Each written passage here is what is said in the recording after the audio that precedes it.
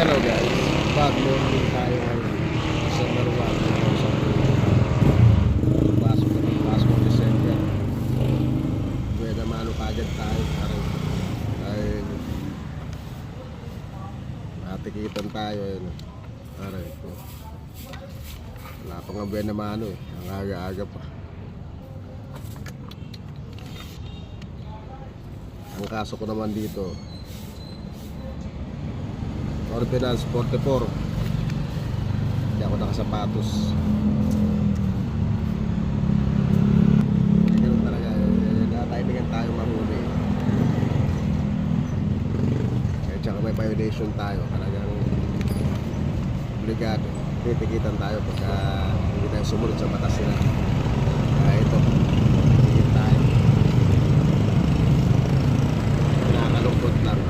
Laban doon kaya na mano. Kailangan 3 days lang to. Kailangan matubos. Gagawin natin, hahatitin natin. Tutubos natin dito. Tutubos tayo. Mahinisyo tayo. Sa mga katoda ko dyan, sa mga katatlong gulo ko dyan, kailangan talaga sumunod tayo sa batas. Ayun lang. Lesson lang sa akin to. Grabe ba? Gastos na naman. Andito na pala tayo sa munisipyo para ubusin yung lisensya.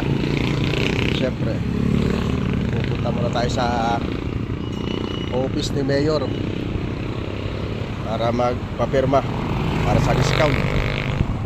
Kasi sayang din. Basta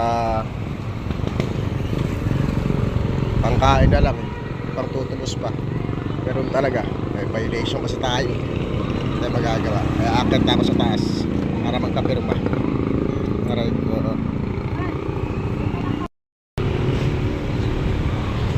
Ito na. Akit muna tayo para magkapirma.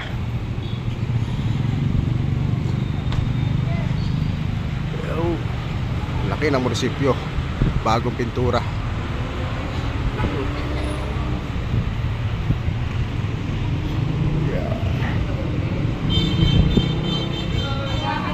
Muna tayo.